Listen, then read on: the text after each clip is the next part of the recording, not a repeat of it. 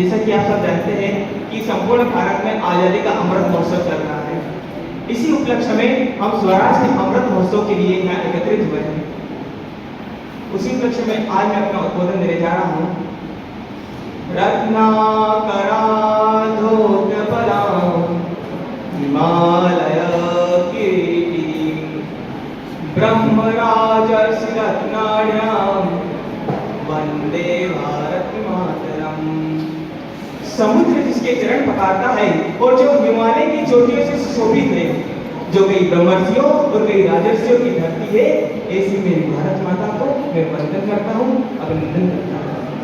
माँ बाप देवी सरस्वती के चरणों में भी अभिनंदन करता हूँ और समस्त शिक्षक बंधुओं के चरणों में भी अभिनंदन करता हूँ एवं समस्त श्रोता बंधुओं को मैं नमन करता हूँ। जैसा कि आप जानते हैं कि आज गुरु पूर्णिमा का अवसर है, तो आज सभी गुरु के चरणों में नमन करता हूँ। महोदय, आने वाले 15 अगस्त को हम आजादी के 75 वर्ष पूर्ण करने जा रहे हैं।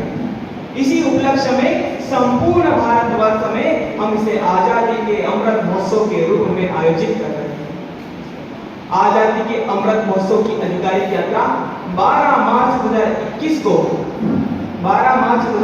को प्रारंभ होती है, जो कि आजादी के 75 वर्ष पूर्ण होने के 75 सप्ताह पहले की उल्टी होती है। हमारे भारत के यशस्वी प्रधानमंत्री श्री नरेंद्र मोदी द्वारा आजादी के अमृत महोत्सव की उद्घोषणा साबरमती आश्रम से की गई थी, जिसे हम संपूर्ण भारतवर्ष में स्वराज के अमृत महोत्सव के रूप में मना रहे हैं। परंतु मित्रों, आपके मन में यह सवाल जरूर उठ रहा होगा कि स्वराज 75 की कार्यशाला की आवश्यकता क्यों पड़ी, स्वराज के अमृत महोत्सव की आवश्यकता क्यों पड़ी। तो महोदय, प्रत्येक भारतवासी के मन में स्व की भावना को पुनर्जागृत करने के लिए स्वराज 75 की कार्यशाला की आवश्यकता हुई, स्वराज के अमृत महोत्सव की आवश्यकता है। महोदय, हमारे वेदों और पुराणों में एक श्लोक प्रचलित है कि मृत्योर्मुक्षि यमाम गतम, अर्थात दुख क्लेश बाधाओं पर विजय प्राप्त करके अमृत की ओर बढ़ना। और मित्रों, स्वराज का अमृत महोत्सव इस बात का प्रतीक है कि हम पराधीनता और परवस्ता की बेड़ियों को तोड़कर और औपनिवेशिक काल पर विजय प्राप्त करके स्वराज के अमृत की ओर बढ़ रहे हैं। मित्रों, हमारे श्री संघ चालक मोहन जी भागवत ने विजयादशमी की उद्बोधन में सामाजिक परिवर्तन के लिए स्व केंद्रित सामूहिक दृष्टि पर विशेष जोर दिया। उन्होंने कहा कि भारत स्वनिर्भर तभी कहा जाएगा जब सामाजिक परिवर्तन के लिए भौतिक जगत में किए जाने वाले प्रयास व परिणाम स्व केंद्रित होंगे। और महोदय, यह स्व की भावना को जगाने के लिए यह आवश्यक है कि हम प्रत्येक भारतवासी को जागरूक करें। मित्रों, जब भी हम स्व की बात करते हैं तो स्व से आशय होता है स्वधर्म, स्वराज और स्वदेशी। मित्रों, जब हम स्वधर्म की बात करते हैं तो उससे आशय किसी विशेष धर्म से नहीं है, उससे आशय है अपनों का बोध, संस्कार का बोध और सबसे महत्वपूर्ण मित्रों वसुदेव कुटुंबकम का बोध, जिससे संपूर्ण धरती को हम हमारा कुटुंब मानते हैं। और इसका सिद्ध क्या है मित्रों, जब इस समय विश्व महामारी से ग्रसित हो रहा था और वैक्सीन की खपत में कमी आई, तो हमने विश्व को वसुदेव कुटुंबकम का पाठ पढ़ाते हुए और सर्वे भवन्तु सुखिनः का संदेश देते हुए विश्व को वैक्सीन मुहैया करवाई। महोदय, जब हम वसुदेव कुटुंबकम की बात करते हैं तो उससे आशय होता है अपनत्व का बोध। महोदय, उससे आशय होता है कि ऐसी भावना को जगाना कि जब कोई सड़क पर दुर्घटना होना तो वहां पर वीडियो बनाने की जगह हम घायल की मदद करने की भावना हो, इस भावना को जगाना। महोदय, जब भी हम वसुदेव कुटुंबकम की बात करते हैं तो उससे आशय केवल सिर्फ मनुष्य मात्र तक की सेवा नहीं है, उससे आशय है प्राणी मात्र का कल्याण हो, प्रत्येक जीव के प्रति दया रखना और पर्यावरण के प्रति सजग रहना, ये भी वसुदेव कुटुंबकम का ही भाव है।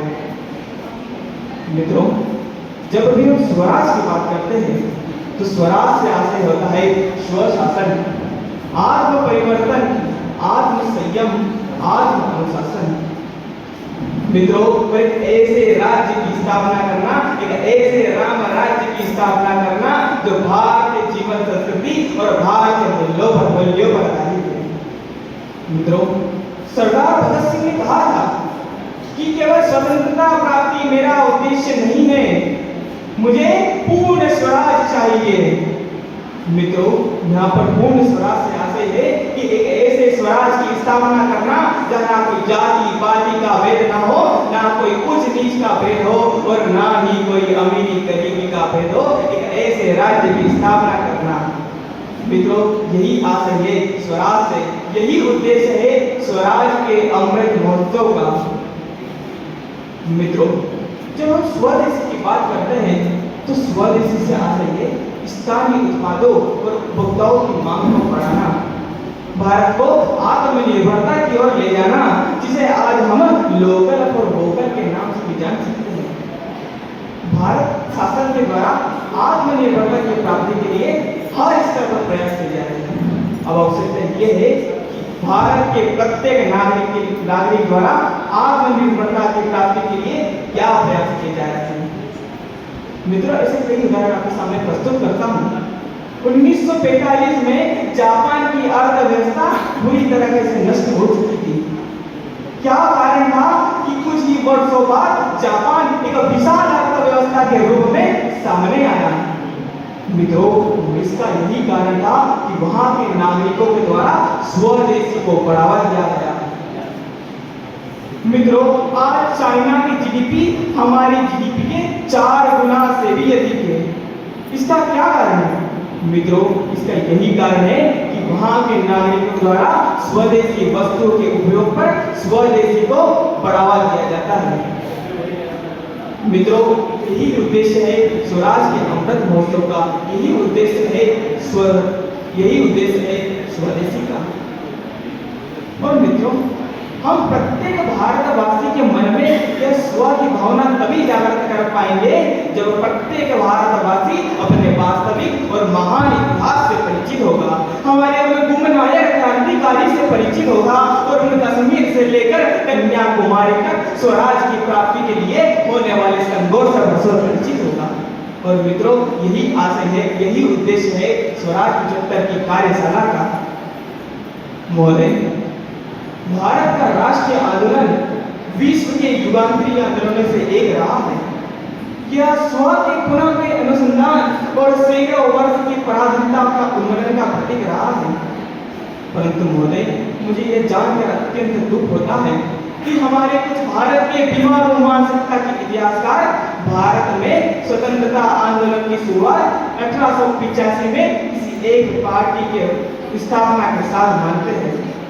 परंतु मित्रों, उन्हें बता देना चाहता हूं कि भारत में स्वतंत्रता आंदोलन की शुरुआत 1857 से भी कई वर्षों पहले हो चुकी थी।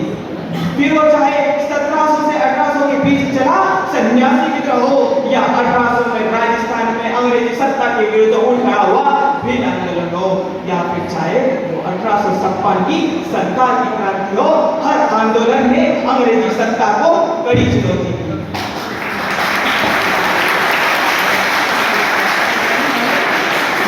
मित्रों, 1856 के महत्वपूर्ण महान पुरुष और वीरांगनाएं रानी लक्ष्मीबाई, तत्या टोपे, कुंवर सिंह और नाना साहेब आदि प्रमुख क्रांतिकारी रहे।